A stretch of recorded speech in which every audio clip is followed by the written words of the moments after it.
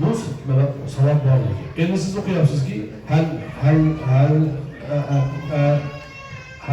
ata alal deb o'qiyotgan bo'lsangiz bu savol yaxshi emas. O'sha yarim bora 6-20 suraga bo'ladi.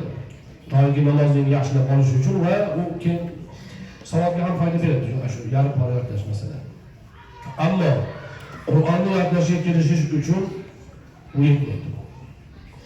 Ko'pchilik mana shunaqa savol bilan yodlashga kirishadi, keyin yodlamayman ekan deb o'ylaydi. Nimaga desam, 100 ta o'qisa ham yodlanmaydi-da.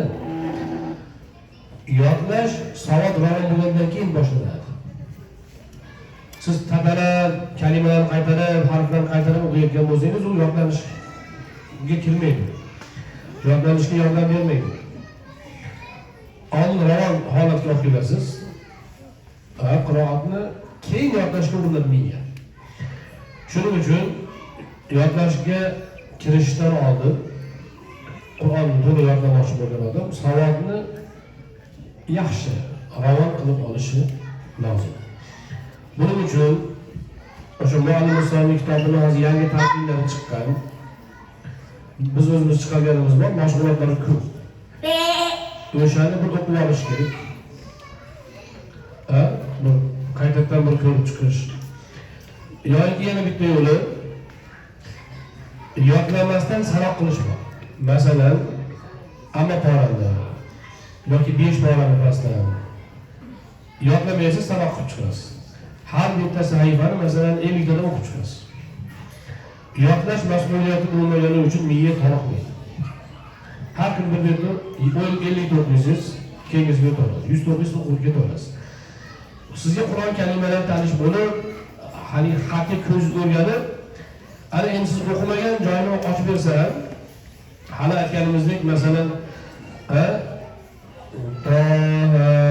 ma anzalna alaykal qur'ana litashqa degan darajada sekin bo'lsa ham kalimalarni buzmasdan, qaytarmasdan o'qiydigan savobga erishasiz. Mana shu martabaga erishishda sanoq qilish bor, yana bitta usul xatm qilish bor. Masalan, siz sanoq qilishingiz ham mumkin, xatm qilib ham shu savobni hosil qilsa bo'ladi. Ikkalasini aralashtirsangiz yana ham yaxshi.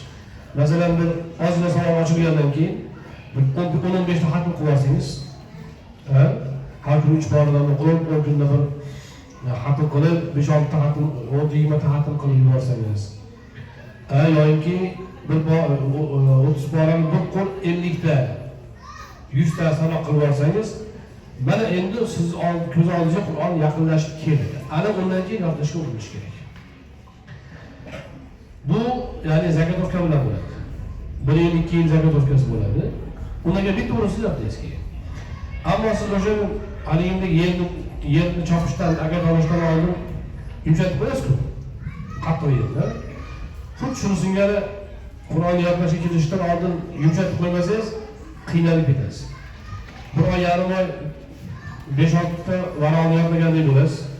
3 ta 4 ta sura yodlagandek bo'lasiz, keyin o'zingizni toqatingiz yetmay qoladi, ko'zingiz yetmay qoladi. Sizda noumidlik paydo bo'lishi bu nihoyatda katta zarar yodlashga. Shuning uchun asta-asta tadrijiy ko'tariladi. Masalan, siz bilan bizga qo'yib bersa, masalan, birdan 100 kilo toshni ko'tara olmaysiz. To'g'rimi? Ammo birinchi 20 kiloni ko'taradi, 30 kilo qilib, sekin 100 kiloni olib ko'taradigan bo'lishi mumkin-ku. Birdan 100 kiloga qo'lga olgan nima bo'ladi? Bel chiqib qoladi, boshqa bo'ladi. Biz ko'taradigan narsa emas ekan bu deydi.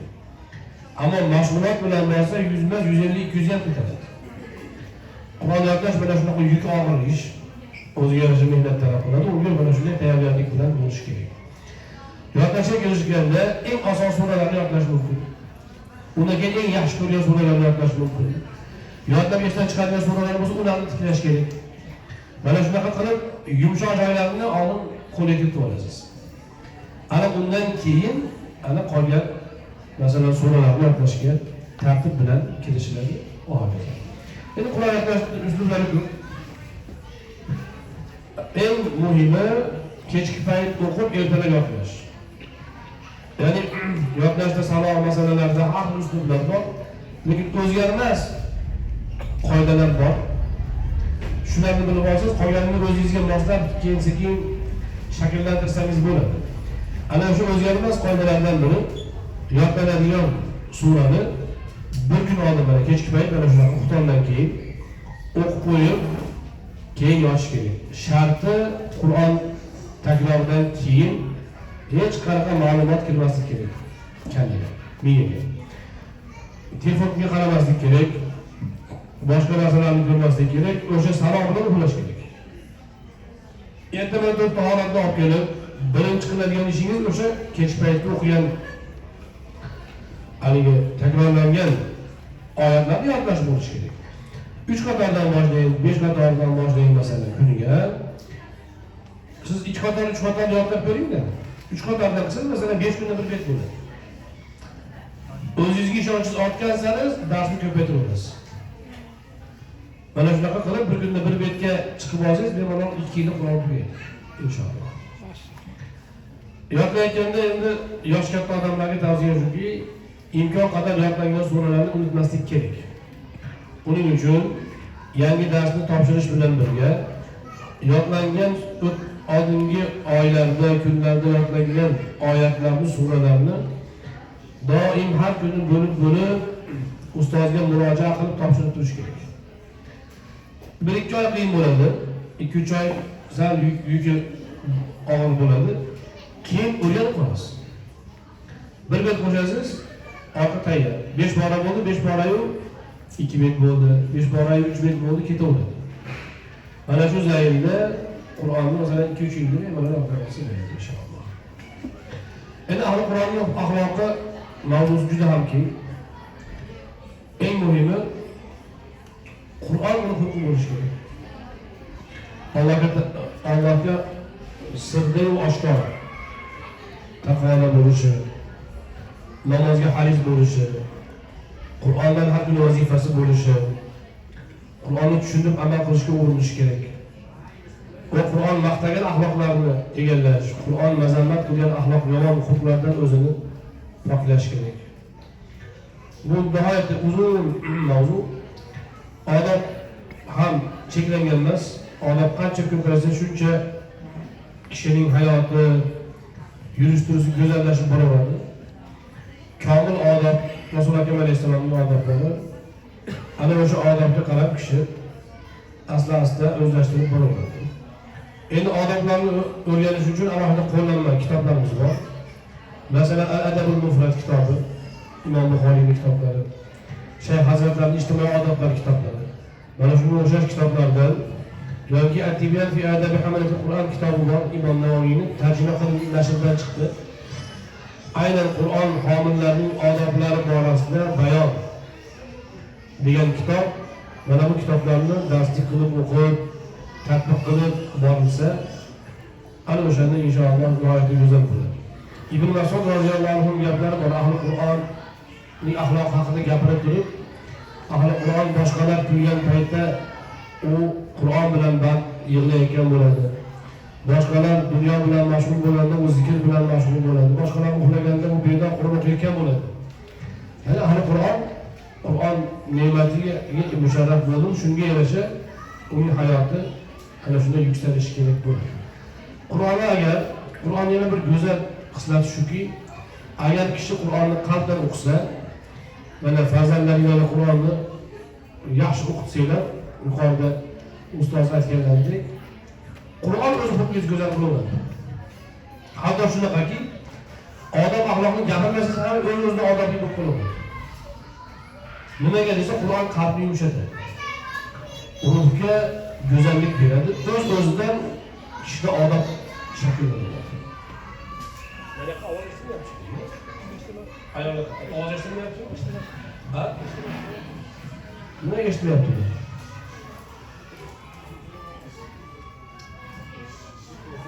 Ya agar bu yerda ham o'zbek tilini tushunmaydiganlar bo'lsa, ularga ruxsat beringlar. Ular tushunmagan gapini eshitgisi kelmay o'zi gaplashadi. O'zbeklar bo'lsa, ularga tavsiya shuki, agar suhbat eshitmaydigan bo'lsalar, boshqa holga chiqib gaplashsin. Suhbatda odob haqida gapiryapmiz. Suhbatda odobi bir kishidan suhbatni talab qilingandan keyin tinglash kerak bo'ladi. Biz bu yerda gapiryapmiz, ayollarimiz bizdan ovozni o'tib tushib gapiryapti. Bu odatdan emas. Va aynan mana shu narsalar musulmon madaniyatini belgilari hisoblanadi. Biz musulmonlar odobni boshqalardan o'rganadigan xalq emasmiz. Biz o'rgatadigan odamlarmiz. Biz o'zimizdagi kitoblar, oyat, hadislar, ulamolarimizning kitoblaridan odoblarni o'rganishimiz kerak. Tatbiq qilishimiz kerak, boshqalarga o'rgatishimiz kerak. Ammo biz o'zimiz bo'shaganimiz uchun, ichimizda o'shaqa tayanchimiz bo'lmagani uchun, odobni, axloqni ilm qilib o'rganmaganimiz uchun qayerda nima odatni ko'rsak, bo'lavergan deb qabul qilib olamiz.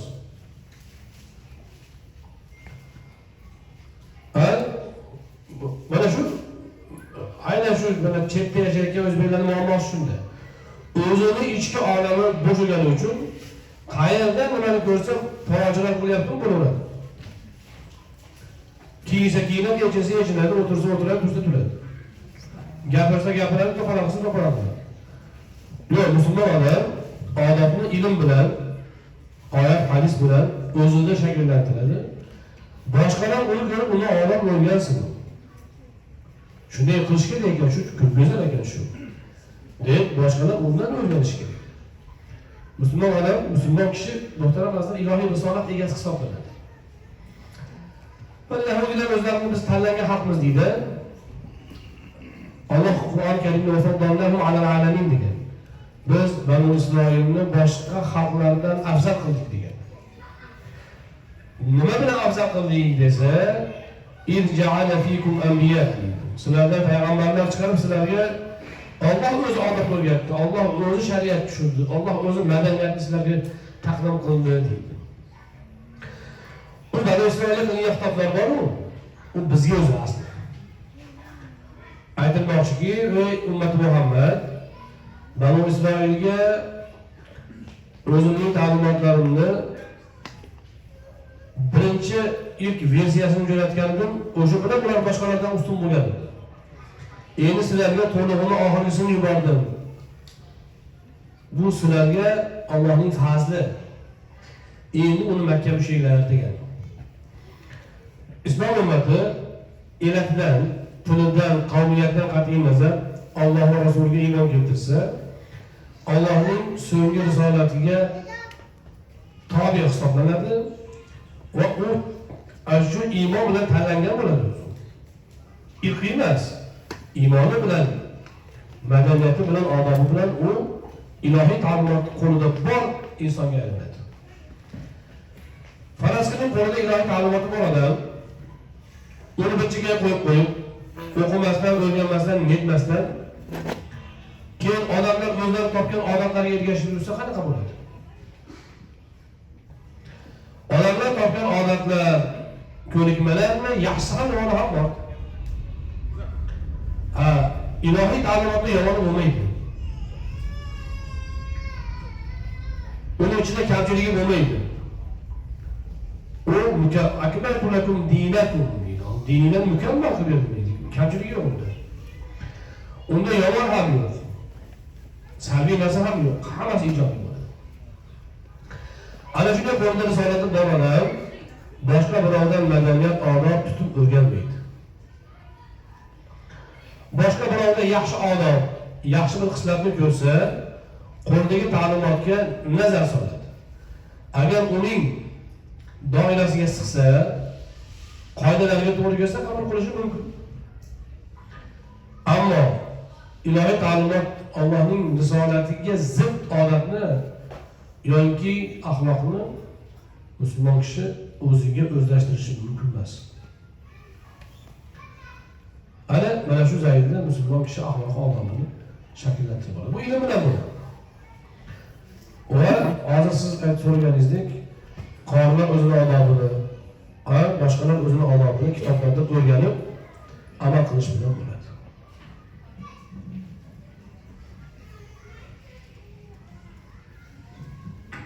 Yana nima savol bor?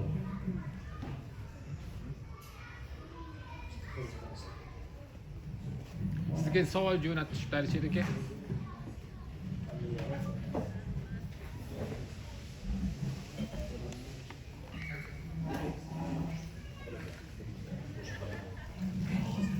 Shu judayam chiroyli mukammal javob eshitdilaringiz. Yana bir narsa, shu Qur'on yodlayman, qori bo'laman degan odam birinchi niyatini to'g'ri qilish kerak.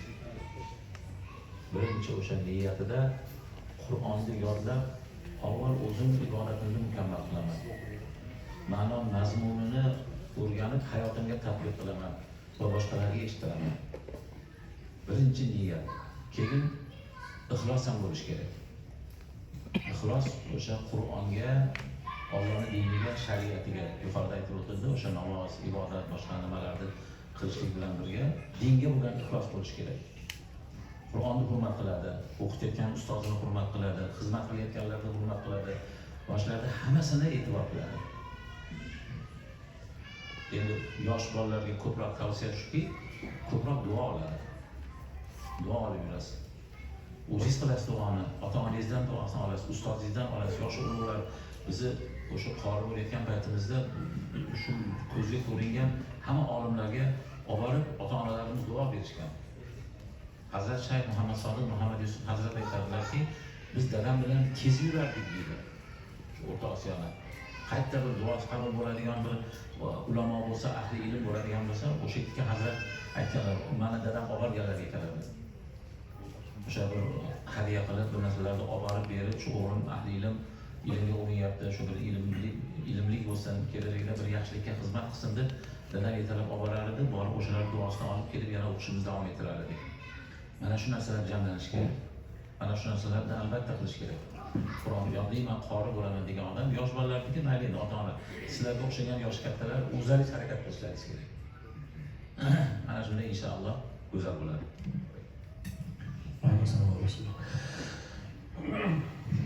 Qur'onni hifz qilishda Qur'on qorilarning xotirasida saqlanish bilan mukammal saqlanadi. Mushaflar bilan emas. Shunga hissa qo'shmoqchisiz bitta niyat masalan. Keyin namozda doim qiroatda kitobsiz qiroat qila olish. Qiyomatda Qur'on yodlaganlarga alohida maqomlar. Va hokazo.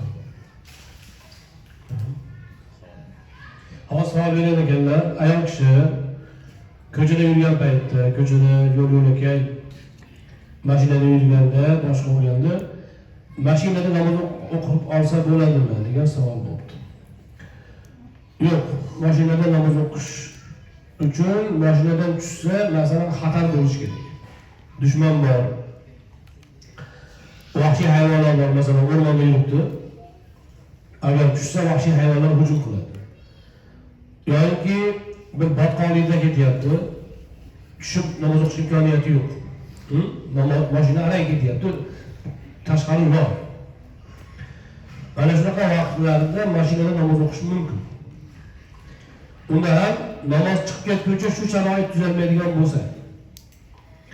Ammo agar masalan peshin vaqti 3 soat. Soat 3:30 da asr keladigan bo'lsa, soat 3 da shu holat ariydigan bo'lsa, kutadi. Ana o'sha holat yaxshilanganda tushib namoz o'qiydi. Namozni mashinada o'qish uchun demak ma'lum vaziyat bo'lishi shart. Ayol kishi bo'ladimi, erkak kishi bo'ladimi, bir chekada joy topib, bir burchakda imkoniyat topib, namozni hech yo'q farzini qiblaga yuzlanib turib o'qish kerak. O'tirganda namozni qiyomi bo'lmaydi, sajdasi bo'lmaydi, rukusi bo'lmaydi, qiblasi bo'lmaydi kerak bo'lsa. Ko'p arkonlar yo'qdi. U zikrga o'xshab qoladi oddiy. Naflni safarda o'tirib o'qisa bo'ladi mashinada.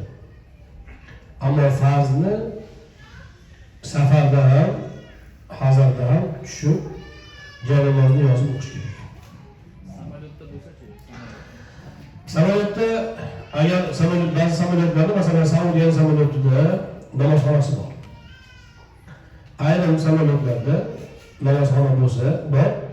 Ana o'sha namozxonasi bor samolyotda namozxonasida o'qiydi. Namozxonasi bo'lmasa, agar kengroq joy bo'lib ruxsat bo'lsa, o'qish mumkin. Bo'lsa, undan tika turib o'qiydi. Endi agar Unga ruxsat yo'q, ko'p samolyotlarda ruxsat bermaydi. Ruxsat bo'lmasa, agar pastga tushgan uchun namoz vaqti chiqib ketadigan bo'lsa, unda o'sha samolyotda o'tirgan joyda o'qiladi.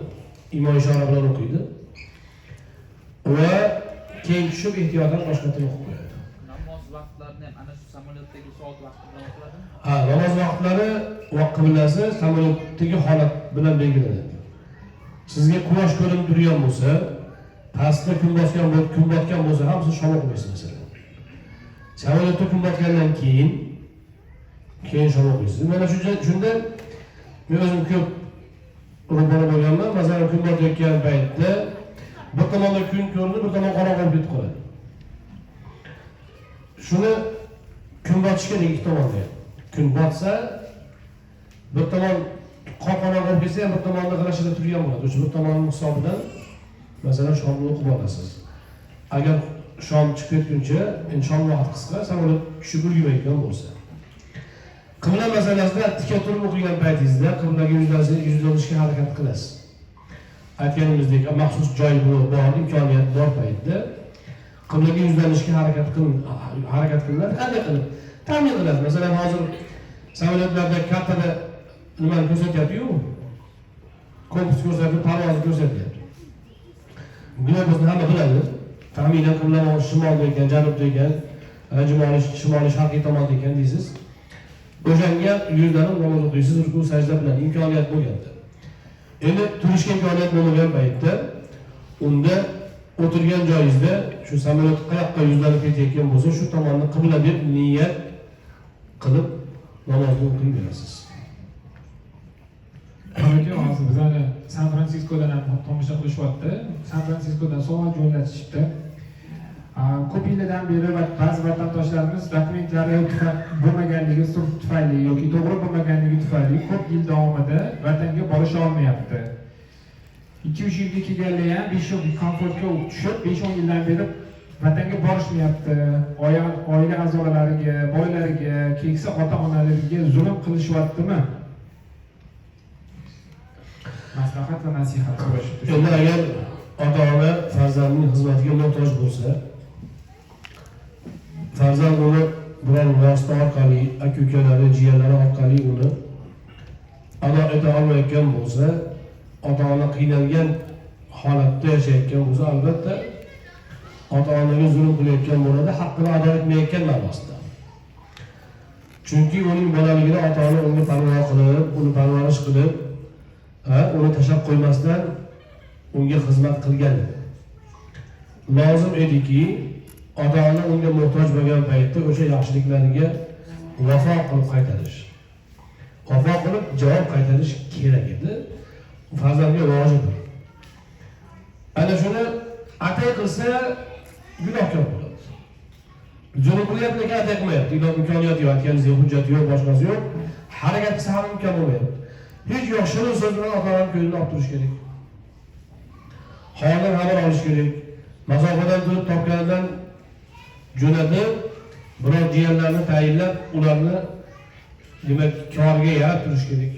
Harakat qilsa bo'ladi. Muhimi ota-onaning roziligiga, duosiga erishishga urinish. Agar imkoniyat bo'lsa, albatta ota-onaga hech bir narsa siz dinoringizdan ustun emas. Havoni hozirdan qo'ying.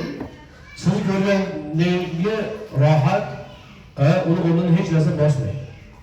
Shuning uchun ota-onani g'animat bilib, imkon qadar borib ularga bevosita xizmat qilishga harakat qilish lozim.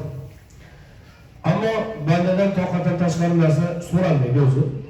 Shariatning talabi. Imkon qadar harakat qilyapti-yu, chog'i topolmayapti. Unda hech yo'q, shirin so'z bilan, yaxshi gap bilan, haligi pul o'tkazib, kartadan o'tkazib ham bo'ladi hozir. Harakat qilib, jiyanlar yoki biror odamni qo'ni qo'shini tayinlab, ota-onaning holidan bevosita bo'lsa ham o'zi xabardor bo'lib turish kerak. Endi men to'g'ri tushunasizlar, shu safardaman, yuribman endi desa, ota-ona bolam tinch bo'lsang bo'ldi desa, o'shanga aldanib yura olmaslik kerak. U ota-ona shafqatidan, himmatidan tinch bo'lsang bo'ldi deydi, lekin qalbida baribir farzandning xizmatini, shirin so'zini kutadi. ota-onaga yaxshilik qilish borasida Adabul Mufrad kitob dedik-ku, Adabul Mufrad Imom Buxoriy kitobi. Shuni o'qilsa, birinchi boshi ota-onaga nisbatan odobdan boshlanadi.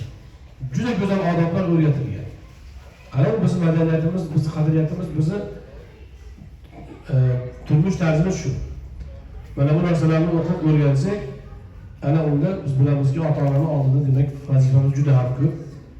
Va ularga imkon boricha yaxshilik qilishga davom etishimiz lozim bo'ladi. Ayol bola-chaqalari vatanda qolgan. Ayol bola-chaqalari mana bunday narsada zulm qilish degani, zulm ular haqqini poymol qilish degani. Uni kaltaylash ham sitam ham zulm. Lekin haqqini haqdorga bermaslik ham zulm. Shuning uchun qarzini cho'zib yurgan boy odam haqdorga zulm qilgan bo'ladi. Nimaga desa, uning haqqini bermagani uchun. Shirk zulm hisoblanadi. Nega desa, Allohga qilinadigan ibodatni boshqa maxluqqa qilgani uchun. Xuddi shu kabi farzand nabiralar, ayollarning, xotin bola-chaqaning haqqini ado qilmaslik moliyaviy bo'ladimi, ma'nan didor bilan bo'ladimi, bu ham zulm bo'ladi. Banda vazifani bajarishga harakat qiladi imkon qadar va barakasini ko'radi. Siz qiling shuni. Oilaga mehr ko'rsatish, agar borishga imkoniyat topolmayotgan bo'lsa, haligidek shirin so'z bilan, yaxshi gap bilan bolalarni telefonda holidan xabar olib, tarbiyasini nazorat qilib turing. O'zingiz bu natijasini ko'rasiz. Qalbingiz to'ladi urushda, qarindoshlik rishtasi, farzand ota-bola rishtasi bebaho narsa, bu pul bilan o'lchanmaydi. Ammo biz ko'pincha moddiy narsaga ish bilan ishga berilib chalib qolamiz. Keyin vaqt o'tgandan keyin farzanddan mehr topolmay qolasiz. Farzandingizdan keyin siz o'zingiz istamagan holatlarni ko'rib qolasiz. Mana bular o'sha qo'ldan boy berilgan tarbiyani natijasi bo'lib qoladi. Shuning uchun borib farzand nabiralarni, xotin, ayol ahli baytni haliyindek haqqini to'liq ado qilib ularga bevosita mehr bera olmayotgan bo'lsa ham noiloj deydi. Vositalar ko'p, ana telefonda xabarlashib, ulardan xabar olib turish kerak. Ularga imkon qadar moliyaviy ta'minotlarni qilib turish kerak.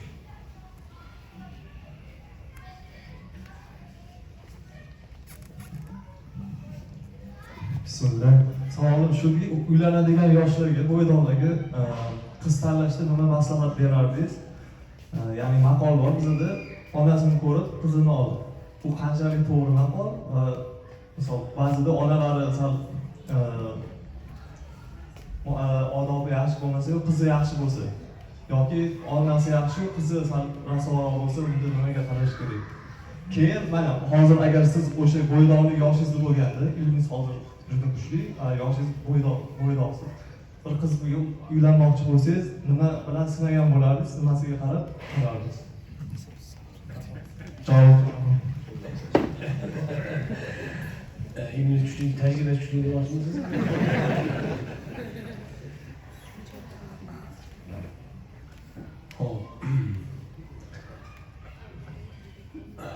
Hadis sharifda maslahat berilgan. Rasululloh alayhisolatu vasallam buyurganlar. Fazfar bidati din tarbiyatidagi. Baraka topib dindorini tanla deganlar. Diyonati yaxshisi bo'lishi, dinidan boxabar bo'lib, Allohdan qo'rqadigan bo'lishi birinchi shart bo'lishi kerak. Undan keyin chiroyi tursin mayli.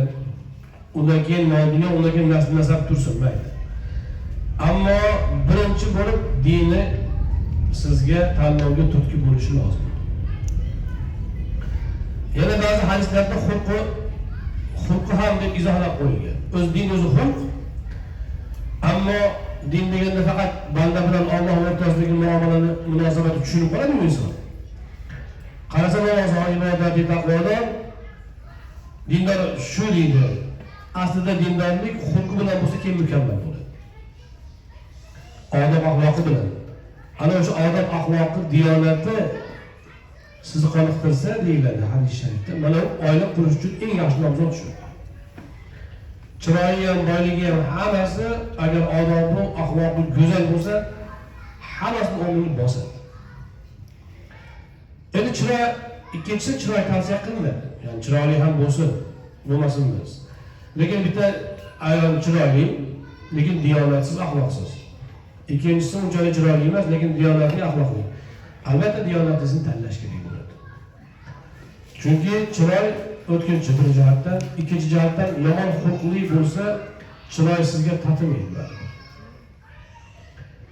Chiroy qisqa muddatli uchrashuvga yarashi mumkin. Lekin birga turmush qurishga, nafaqat birga turmush qurish, bir muddat birga gaplashib o'tirishga yaramaydi. Masalasi o'zingizda oling.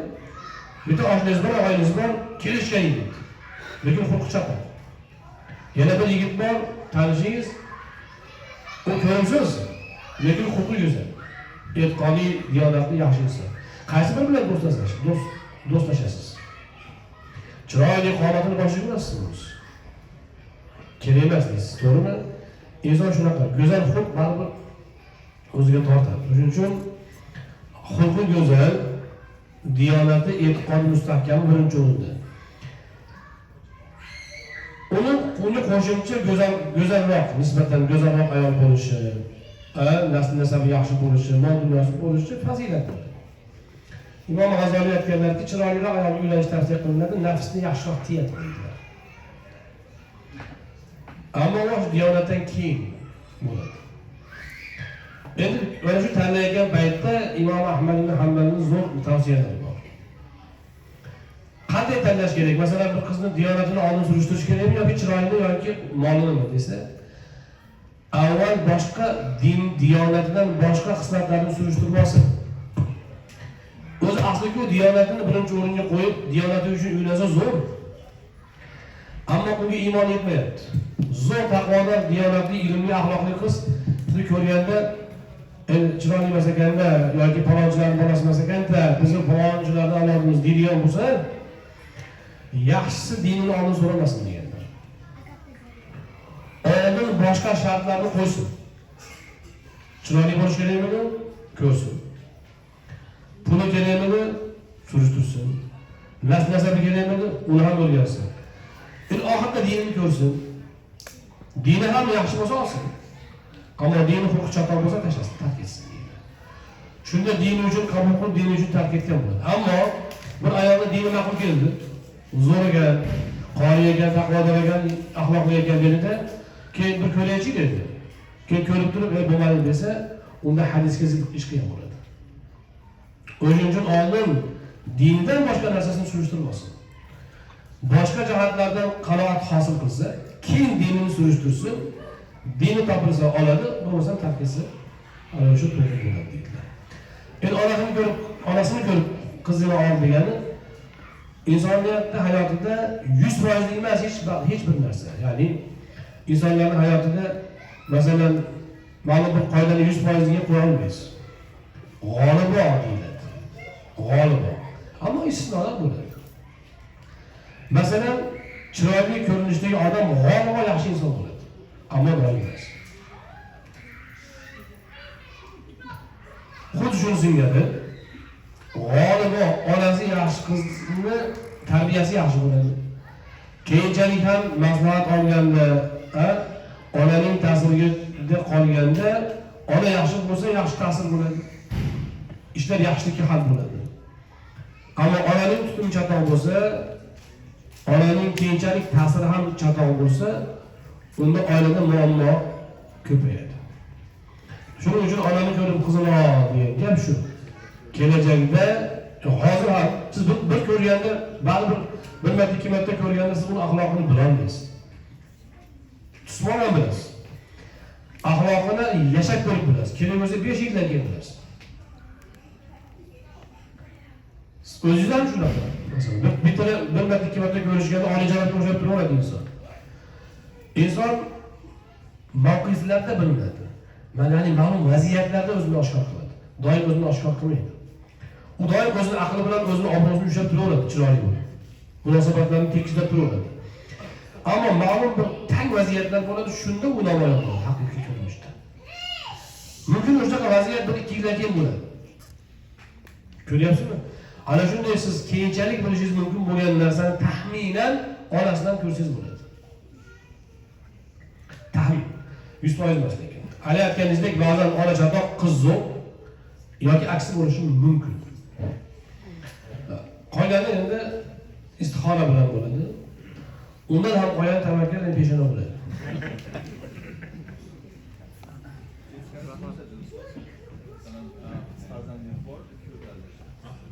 Kuyovlarga hadis bor. Rasululloh alayhisolatu vasallam dini va xulqi sizlarni rozi qilgan yigit bo'lsa beringlar deganlar. Unda ham o'sha boshqa shartlaringiz bo'lsa, oldin so'rashingiz kerak. Yo'q, yaxshi qon yigit ekan, taqvodor ekan, zo'r ekan. Endi ish chatoqanda desangiz bo'lmaydi. Oldin ish kerakmi sizga? Tilakli ish kerakmi? Boshqa ish aytuvchi bo'lish kerakmi? Shuni oldin shuni so'rash kerak. Oldin shunisini aniqlang. Keyin dinini o'rganing. Agar dini xulqi agar sizni rozi qilsa, kuyoq bo'lsangiz bo'ladi. Qonunga savol iltimos bor, nasihat so'rashyapti. Benamozlarga va dayuslarga maslahat, nasihat qanday yetkazsa bo'ladi? Endi benamozlarga yoki umuman din islom ta'limotlarga o'zi musulmonlarga amal qilayotganlarga nasihat shuki, inson bitta haqiqatni anglab olish kerak. Kishini ishonch boshqaradi. Sizni ishonch boshqaradi. Xohlamaysiz ishonch boshqaradi. Agar ertaman sizga bugun kun yog'ingarchilik ko'p bo'ladi. Toqashga tekkanlarga tavsiya, qalaroq kiyib olinglar, sovuq bo'ladi degan xabarni eshitsa, nima qiladi? Tadorigini ko'radi. Nima harakatlantiryapti uni? Ishonch. Demak, Allohga bo'lgan ishonch, oxiratga bo'lgan ishonch kishini boshqaradi. Haligi tuyg'ular bilan haligi davra qilganda namoz o'qib qo'yish, namozxonlar bilan bo'lganda e'tiqodiy bo'lib qolish, keyin chiqqandan keyin orqaga qaytib ketib qolishlar bor-ku. O'ziga qolsa namoz o'qimaslik boshqa. Bular hammasi bilim quvvati yo'qligidan, ishonch yetilmaganda, aqidada. Endi banda agar amalida sustlik sezsa, namozxon benamozdan namozga kirisha olmayapti masalan.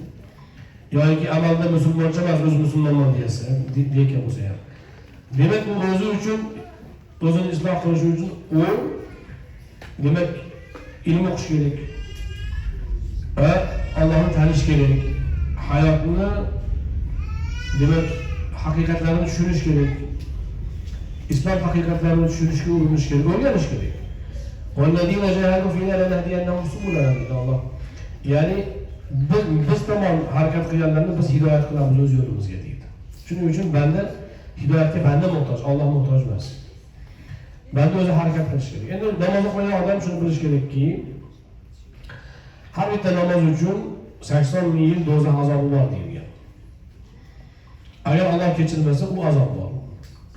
Undan ham xatarlisi, agar benamoz yursa kishi, ayniqsa mana bunaqa yurtlarda iymondan ajrab qolishi hech gap emas. Kishi agar dunyoga kelib, dunyoga hokim bo'lmaydimi? Agar Allohning huzuriga iymonsiz bo'lsa, u hayotning mazmuniga erishmagan bo'ladi.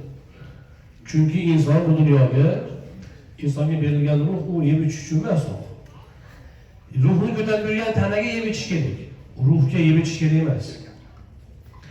Ruhning vazifasi ibodat o'zi. Allohga yetishish uchun kelgan. Allohga yetishib, ruh asli dunyoga kelishdan oldingi ruh haligi darajasi baland bo'lmaydi. U kelib, tana bilan birga kelib, bu yerda tana bilan kurashib, ibodat qilib, taqvo bilan keyin u yuksaladi. Keyin jannatga loyiq bo'ladi. Ana o'sha imkoniyat qo'ldan boy berib ketdi. 60-70 yil imkoniyat berildi.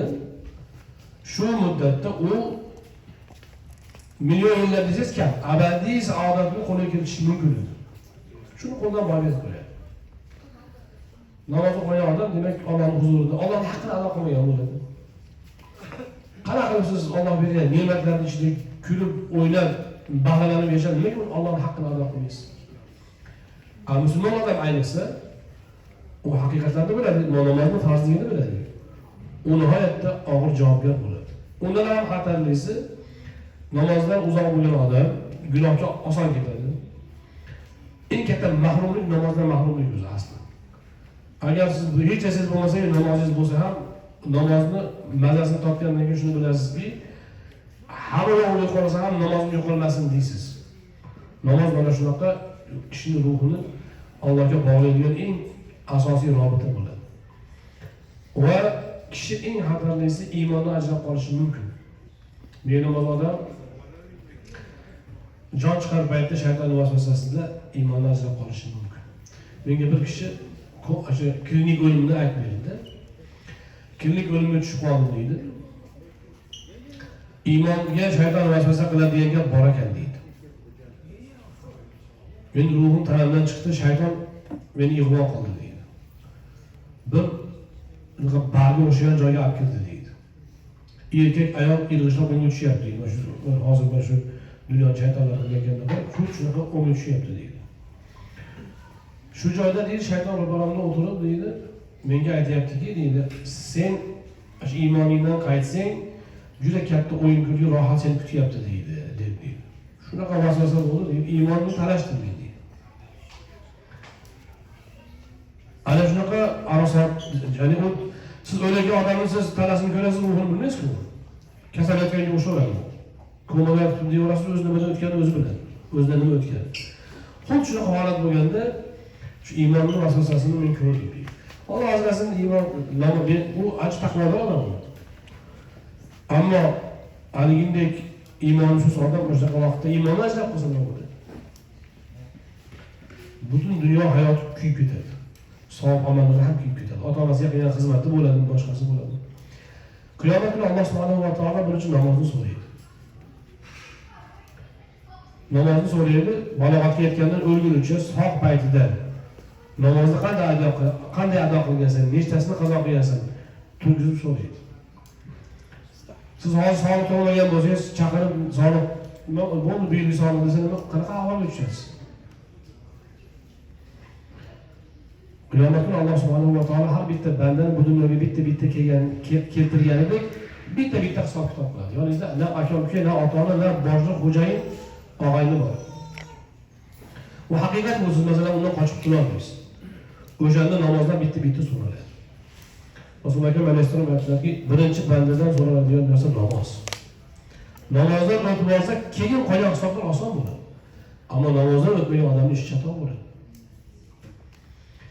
Endi ikkinchi mavzu ayollarni qizg'anmaslik masalasi. Dayuslik deganda ba'zan juda masalan buni chegarasini bilish qiyin.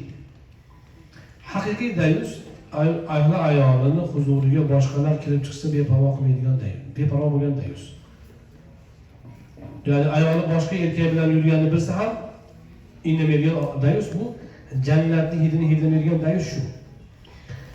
Ammo unchalik bo'lmagan, ammo lekin ahlining o'zining juftda haloli bo'lgan ayolining go'zalligini, uning latofatini boshqalardan qizg'anmaslik ham bu ham dayuslikning qaysi bir ko'rinishlari, quyuqroq darajalar. Bu ham iymon ustidan bo'ladi. Keyin hali aytganimizdek, boshqa madaniyatlarning ta'siriga tushgandan bo'ladi. Asli musulmon erkak, umuman sog'lom erkak o'zini ahli ayolini qizg'anadi. Ammo qizg'anish rashk zulm darajasida, haligi radikal darajada bo'lmasligi kerak. Sog'lom, oddiy hayot kechira olish kerak. Ayol kishi tangisiz. Ammo uning erkaklarni rag'batiga sabab bo'ladigan go'zalliklari erga xos bo'lsin. Qolgan insoniy hayotning turmushdagi harakatlari, yuzi ochiq bo'ladi, qo'li ochiq bo'ladi, kiyimi, ust kiyimi ham baribir masalan nima bo'lishi mumkin? Erkaklarning ayol kishiga rag'batiga sabab bo'lishi mumkin, lekin bu insoniy tuyg'u xolos bu. Ammo alayindek tungi hissni beradigan kiyim kechaklar, tungi hissni beradigan harakatlar bular ayol kishiga, muslima ayolga joiz emas. Va ana unga beparvo bo'lgan erkak agar shunga rozi bo'lsa, u ham gunohkor bo'ladi. Eng yomoni bir kuzatsanglar, mana shu fahsh buzuq narsalarni telefonda ko'radi-yu, ko'rish mana shu kishini dayus qiladi. Ochiq ayollarni bemalol suratini tomosha qilish, va hokazolar o'zini insonni o'zini dayus qilib qo'yadi. Shunaqa qizg'anmaydigan qilib qo'yadi. Shuning uchun erkak kishi ko'zini tiyishi kerak. Noma'lumdan ko'zini tiysa, unda o'sha g'ayrat, tabiiy g'ayrat saqlanadi. Savollar juda ham ko'p, lekin vaqtimiz tizim bo'lganligi sababli uzr so'raymiz, ko'p savollar jo'natishdi. Lekin bu joyda iltimos 9 gacha ruxsat so'raganmiz. 9 bo'ldi, yana 20 minutga ruxsat so'radi. Qur'on tilovat qilib, haligi xatmi Qur'onni oxirigacha yetkazib bir duo qilsangiz yaxshi bo'lardi.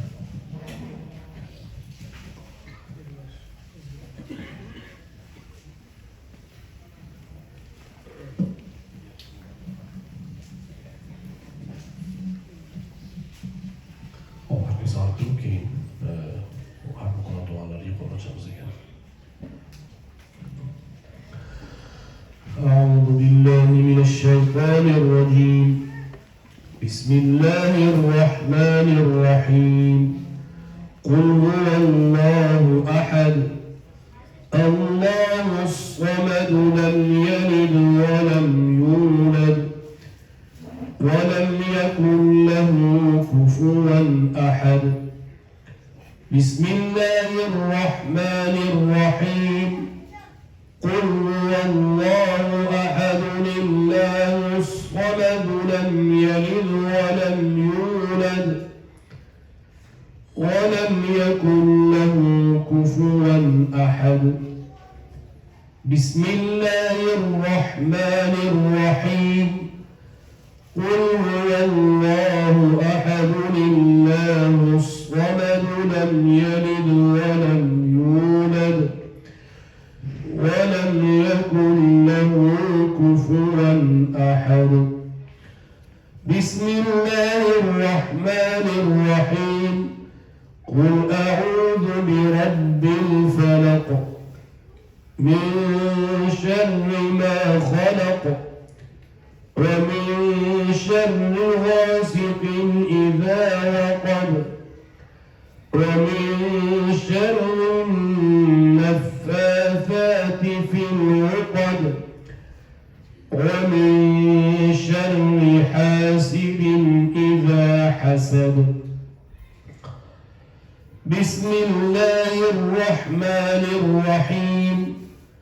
قل أعوذ برب الناس ملك الناس إله الناس من شر الوسواس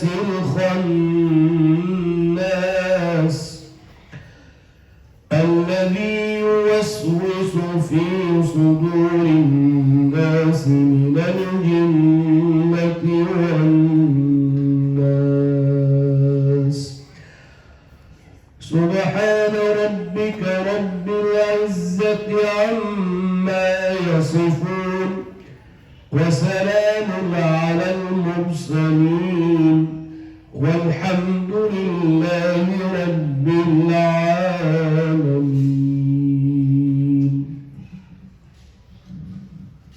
اللهم ارحمنا بالقرآن العظيم واجعله لنا حجة إماما ونورا وهدى ورحمة. اللهم ذكرنا منه ما نسينا وعلمنا منه ما جهلنا وارزقنا تلاوته آناء الليل وأطراف النهار واجعله لنا حجة يا رب العالمين.